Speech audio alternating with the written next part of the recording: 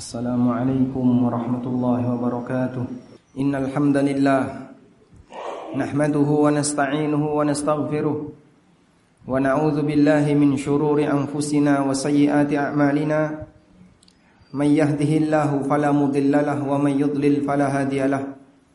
Wa asyhadu an la ilaha illallah wahdahu la syarika lahu wa asyhadu anna Muhammadan 'abduhu wa rasuluh.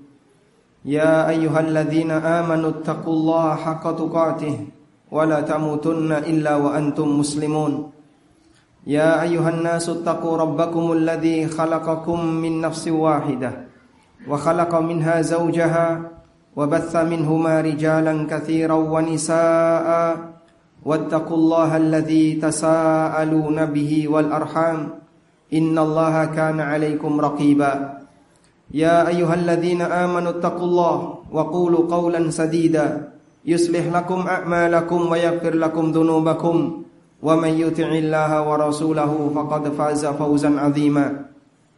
Amma ba'du fa inna asdaqal hadithi kitabullah wa khairal huda huda nabiyyina Muhammadin sallallahu alaihi wasallam wa syarral umuri muhdatsatuha fa inna kulla muhdatsatin fid dini bid'ah wa kulla bid'atin dalalah wa kulla dalalatin finnar.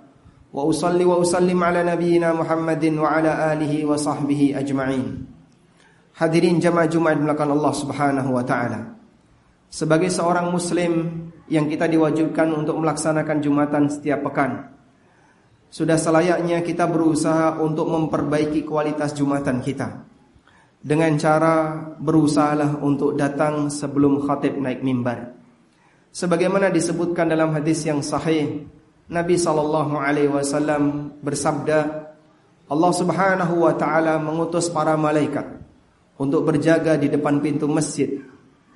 Yaktubuna kulla man ya'tu, dan mereka bertugas untuk menulis, mencatat setiap orang yang datang sebelum khatib naik mimbar. Fa idza ja'al ihmam, ketika khatib sudah datang, maka malaikat ini menutup buku catatannya. Yastami'u dzikra, dan mereka ikut mendengarkan khutbah. Di sekitar kita ada makhluk yang tidak kelihatan, dan mereka turut mendengarkan khutbah yang disampaikan oleh para khatib di seluruh masjid yang diselenggarakan Jumatan. Oleh karena itu, sebagai bentuk penghormatan kita terhadap kegiatan Jumatan, hendaknya kita datang sebelum Jumatan dimulai. Sebagaimana ketika dalam sebuah kegiatan yang di situ menghadirkan pejabat, maka kita akan datang sebelum tamu undangan atau sebelum pejabat datang. Demikian pula sebagai bentuk penghormatan kita terhadap kegiatan ibadah, baik Jumatan maupun salat jamaah, marilah kita datang sebelum kegiatan ibadah itu dilaksanakan. Selanjutnya hadirin melakukan Allah Subhanahu wa taala. Dalam kegiatan Jumatan, kita diwajibkan oleh Allah untuk mendengarkan tausiah sebisa yang kita lakukan. Sehingga Nabi SAW melarang untuk ngobrol dengan sampingnya, bahkan hanya sebatas mengucapkan kepada orang samping diam. Kata diam ini menyebabkan pahala Jumatan kita menjadi hilang. Sebagaimana disebutkan dalam hadis riwayat Muslim, Nabi SAW pernah bersabda, "Idza qala li akhika uskut wal imamu yakhthub faqad laghauta." Apabila kau mengatakan kepada sampingmu diam ketika khatib sedang berkhutbah di hari Jumat, faqad laghauta, maka kau telah melakukan tindakan laghaw. Dan makna tindakan laghaw disebutkan dalam sebagian riwayat adalah fala jum'ata lahu wa lahu dzuhru. Dia tidak punya pahala Jumatan, sementara yang dia dapatkan hanyalah salat zuhur. Dan bagi Anda yang datang telat, maka jangan langsung duduk, salatlah 2 rakaat sebagai tahiyatul masjid. Pernah satu ketika datang seorang sahabat. Sahabat ini bernama Sulaik al-Ghatfani. Sulaik ketika datang, Nabi SAW sedang berkhutbah. Kemudian dia langsung duduk. Maka ditanya oleh Rasulullah SAW, "As-sallaita, apakah kamu sudah salat?" Sulaik mengatakan, "Belum." Kemudian Nabi SAW bersabda, "Salli rak'ataini wal yatajawaz fihima." Kerjakanlah salat 2 rakaat dan jangan terlalu lama. Jamaah dimakan Allah Subhanahu wa taala. Adab semacam ini layak untuk kita jaga, agar kita bisa mendapatkan kualitas Jumatan yang lebih baik, sehingga kita bisa mendulang pahala yang besar dengan kegiatan Jumatan yang kita laksanakan setiap pekan. Lebih dari itu, kita berusaha untuk mendapatkan ilmu dari Jumatan tersebut, maka jangan sampai kita tidur, jangan sampai kita ngantuk. Pasang konsentrasi baik-baik, karena tidur dan ngantuk percuma saja, kita tidak mendapatkan tambahan ilmu darinya. Sebagaimana sikap para sahabat apabila ada orang yang tidur ketika Jumatan, yaquluna qaulan syadida, maka mereka akan memberikan pernyataan yang sangat tegas. Mereka melarang keras praktek seperti itu. Wa yaquluna mathaluhum kamathali sariyatin akhfaqu. Komentar para sahabat bagi orang yang tidur ketika Jumatan, menurut mereka perumpamaan orang yang tidur ketika Jumatan itu seperti pasukan perang yang gagal, tidak mendapatkan apapun. Karena itu kita upayakan agar peringatan yang kita dengar memberikan manfaat bagi hidup kita. Allah Subhanahu wa taala berfirman, "Wa dzakir fa inna dzikra tanfa'ul mu'minin." Berikanlah peringatan, sesungguhnya peringatan itu akan memberikan manfaat bagi orang yang beriman. Jika kita rutin seperti ini kita maksimalkan, insyaallah semoga materi-materi Jumatan bisa terserap dalam hati. Karena Allah Subhanahu wa taala menegaskan, "Fa inna dzikra tanfa'ul mu'minin." Sesungguhnya peringatan itu memberikan manfaat bagi orang yang beriman. Sepanjang kita mukmin, hati kita ketika mendapatkan peringatan akan memberikan manfaat bagi kita. Kecuali jika kita tidak perhatian dengan peringatan itu.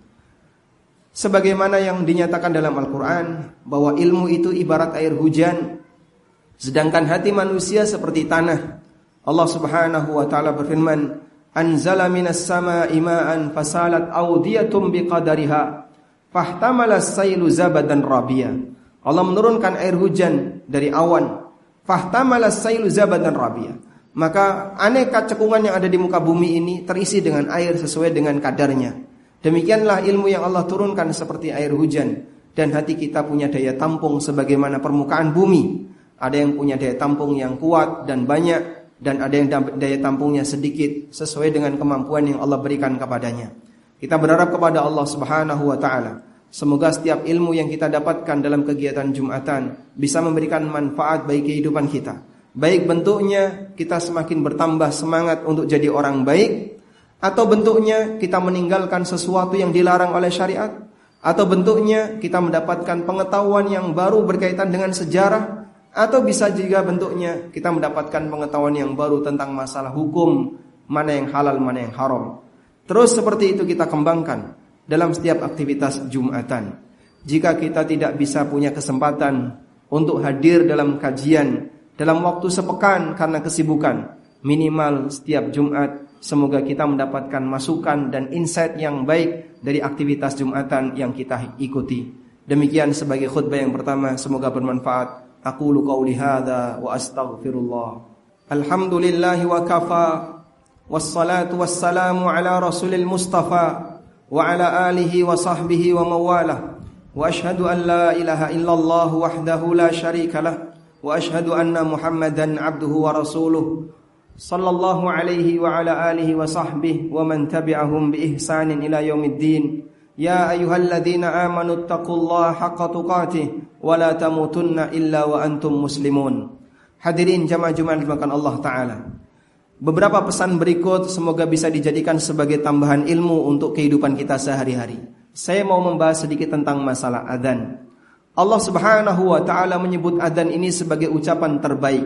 Sebagaimana Allah tegaskan di surat Fussilat, "Wa man ahsanu qawlan mimman da'a ila Allah wa 'amila salihah wa qala innani minal muslimin."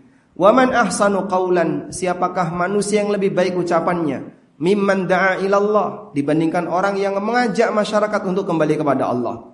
Dalam tafsir Ibnu Katsir rahimahullah, beliau menyebutkan di antara perbedaan pendapat ulama, salah satunya adalah waqila humul muadzdzinuna as-sulha.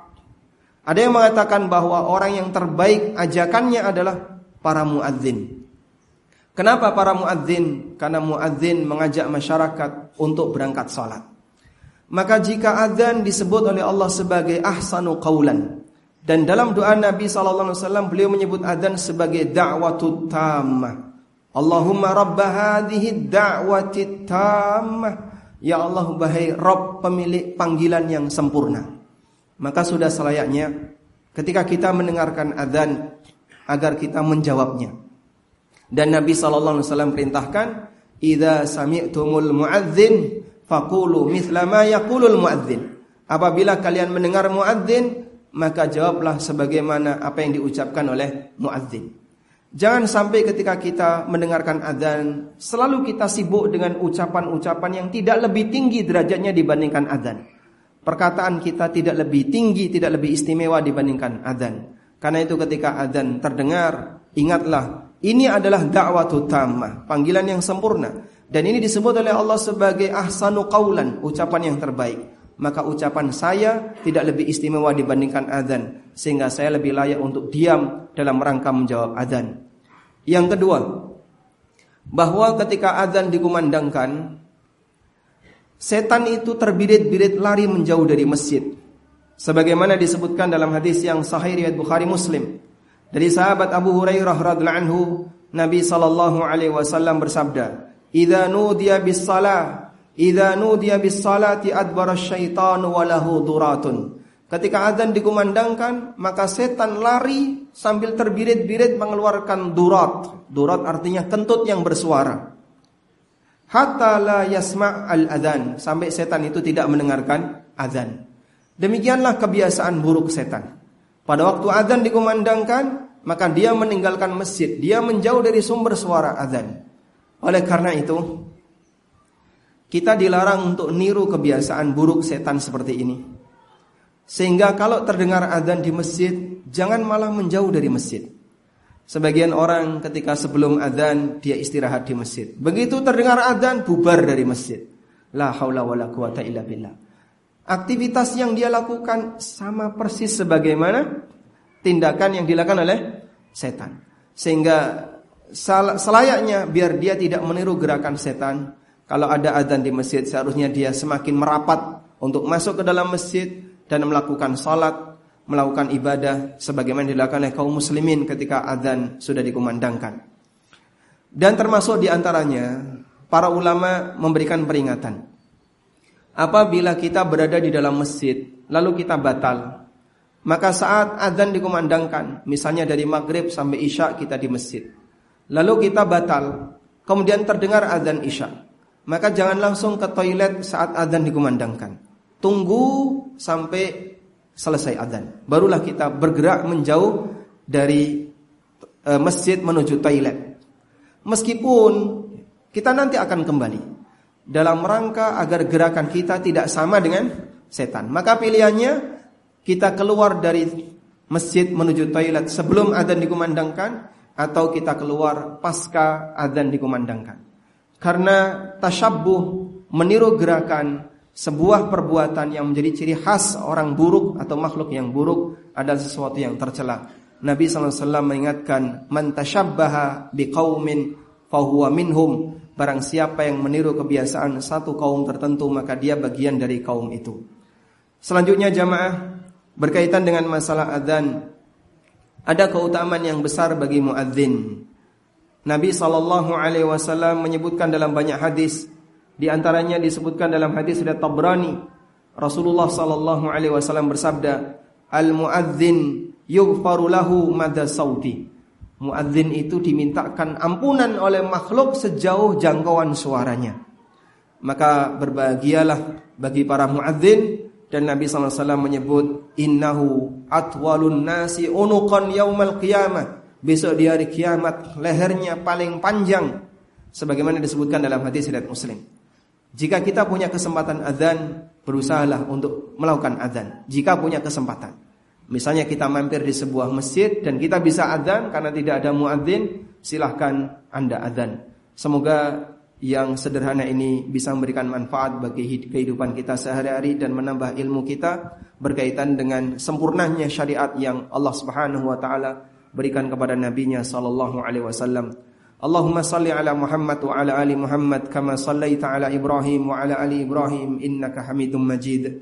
Allahumma ighfir lil muslimina wal muslimat wal mu'minina wal mu'minat al ahya'i minhum wal amwat innaka sami'un qaribun mujibud da'awat ya qadiyal hajat. Rabbana ighfir lana wa li ikhwanina alladhina sabaquna bil iman wa la taj'al fi qulubina ghillan lil ladzina amanu Rabbana innaka ra'ufur rahim. Rabbana atina fid dunya hasanah wa fil akhirati hasanah wa qina adzabannar. Wa sallallahu ala nabiyyina Muhammadin wa ala alihi wa sahbihi wa sallam. Wa akhiru da'wana anil hamdulillahi rabbil alamin. Wa qumu ila salatikum. Mari bergabung bersama ANB Akademi Angkatan Kelima. Insya Allah, pendaftaran dibuka dari tanggal 1 hingga 19 Januari 2025. Untuk informasi lengkap, kunjungi anbacademy.id.